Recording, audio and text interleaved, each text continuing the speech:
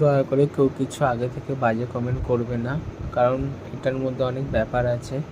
আমার দিদা যেদিন মরে যায় তার একদিন আগে সবাই যে বলছে কেন ভিডিওটা করলে, কেন ভিডিওটা করলে, সেইটার দিয়ে বড় কথা আমার দিদা যা কষ্ট পাচ্ছিল সেটা একমাত্র আমি, আমার মা, আমার ফ্যামিলির লোকরাই জানি।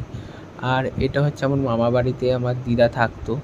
এই মানুষটাকেও যে মানুষ এতভাবে অবহেলা করতো, আমার মামা মারধর করতো, এই অবস্থার মানুষটাকে এই যে দিদা যাবে তার মানে সেই দিনটা যে মানে ভাবলেই কেমন লাগে, এত কষ্ট লাগছে। মানে দিদা বলতে নেই যে মানে চলে যাক, কিন্তু আমার দিদার এই কষ্ট দেখে না সত্যি কিছু চোখে জল চলে আসছে। মানে এত কষ্ট পাচ্ছিল আমার দিদা, আমার সবাই বলছে ভগবান দেখে যেন নিয়ে নেয়। তারপরে দিদার সাথে এই দিদার রামায়ণ পাঠ করেছিল যাতে দিদার মানে তাড়াতাড়ি হয়ে যায়, কারণ এত কষ্ট পাচ্ছিল। সবাই এসে বলছিল যে এত কষ্ট, এত কষ্ট। ফাইনালি সে মারা গেল, কারণ সে প্রচুর কষ্ট পেয়েছে জীবনে, কারণ আমি জানি কি কষ্ট পেয়েছে দিদা।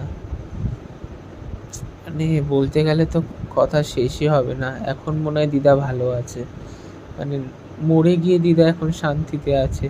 বেঁচে থাকতে যতটা পেরেছি আমি, আমার মা, আমার ফ্যামিলি অনেক করেছি, কিন্তু এই যে আমার দিদার একটা খুব শখ ছিল কাছের গাড়িতে যাওয়ার, সেই শখটাও আমার মা পূরণ করলো।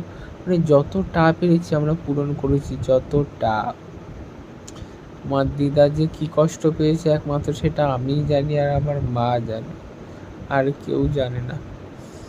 এই যে শ্মশানে চলে আসলো, মানে কি বলবো আর, মানে কষ্টের কোনো যে মানে মানুষ ওরকম, মানে আমার দিদা পায়ে হাঁটতে পারতো না, ল্যাংড়া হয়ে গেছিলো, মানে পড়ে গিয়ে সমস্যা ছিল।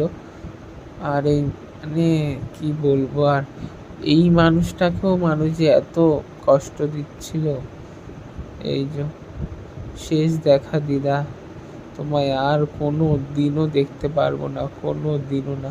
আমাদের ভালো রেখো, মা, আমাকে, দিদিকে, সবাইকে ভালো রেখো, তুমিও ভালো দেখো।